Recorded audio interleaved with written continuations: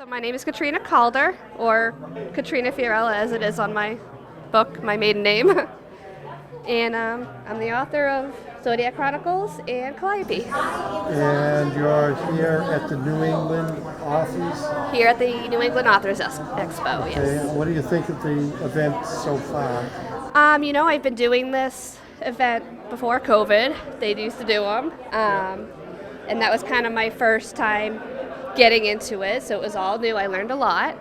So I feel a little more confident this time around. Met a lot more authors, doing some networking. I always enjoy coming to these. So. How many books do you have out? So right now I have two. The Zodiac Chronicles technically isn't a book.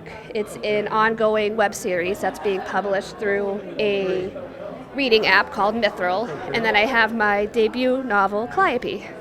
Did you want to talk a little bit more in detail? Yeah, so Calliope was published probably about 5-10 years ago now. Kind of went through a couple different editions of it. And it's a kind of a dark medieval fantasy book about a witch named Calliope, who's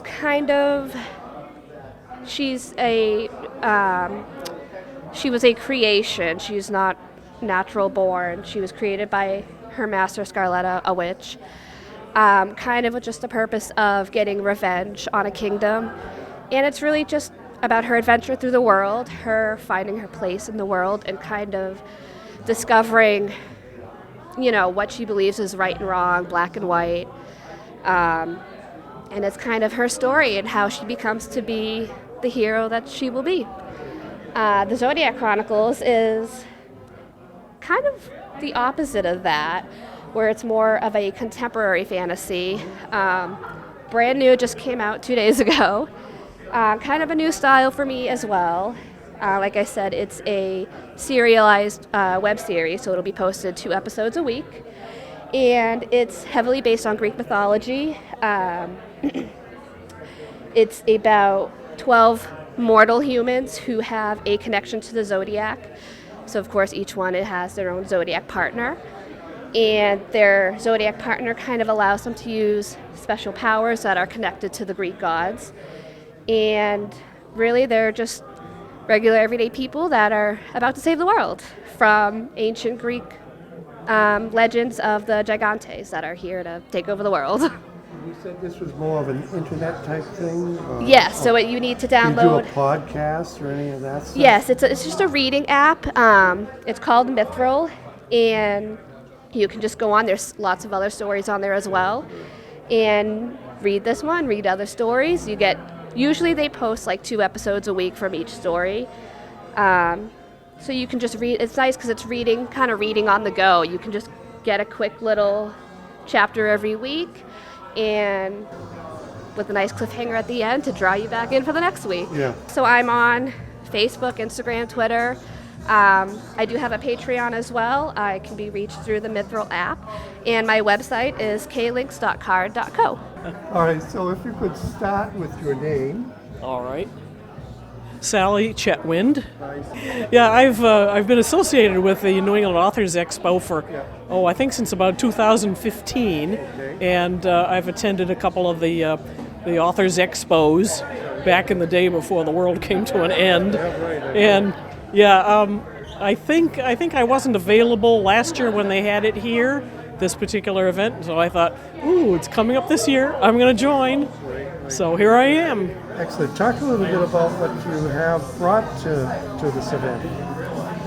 Books that you have. Yes, well, I have some of my stuff, and then I have 3 books by other people, and because they're friends of mine, and if I'm out here, I might as well give them some space. That's right. Yep. All right, so pick out a book and talk about it. All right.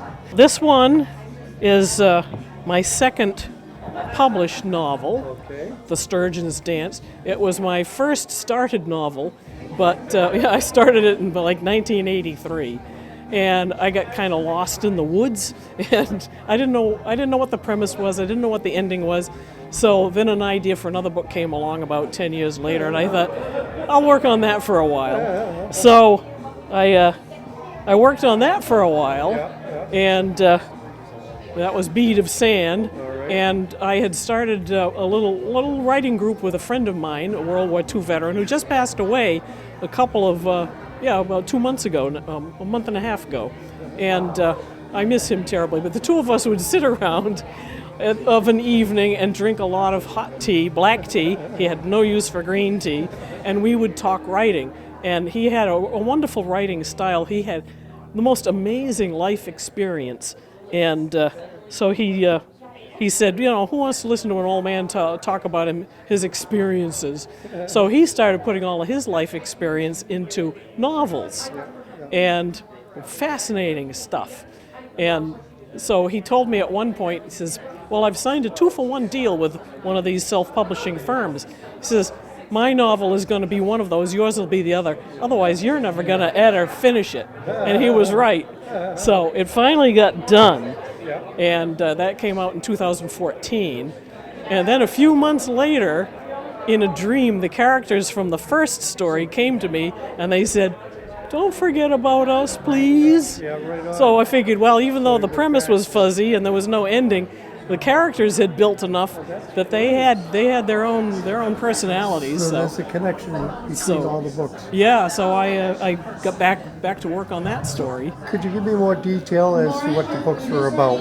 All right, the first one, Bead of Sand, that takes place at a locale, kind of like Old Sturbridge Village, a historical museum set in a fictional area of the Adirondacks. And a Civil War reenactor stumbles across this historical museum in the middle of a storm, a summer storm, and she happens across these 3 thugs beating up one of the employees who's worked late. So just her arrival means that the other thugs run off. They don't know who it is and they don't want to find out. So she takes care of the fellow until morning, and then he gets medical help. But she settles in for the summer as a temporary employee. So it's about the relationship that grows between them. And of course, everybody's got their baggage. So this one, The Sturgeon's Dance, it's much more emotionally charged. And after I had finished Bead of Sand, I realized why I couldn't finish The Sturgeon's Dance way back. I wasn't emotionally mature enough. And so, yeah, this was very, very challenging, but very good challenge that I met. I'm very pleased to have met. This one, the 2 main characters are linked from birth by a psychic entity, but they don't meet each other until they're in their 30s, and he comes into her office as a consultant. And then they're trying to figure out what's going on. So, yeah. What's your process for writing a book? Mostly by pants. Okay.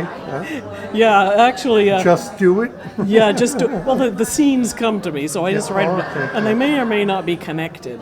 Yeah. So I start doing that, and then after I've got maybe half of what will become the book, then I can put it into a chronology.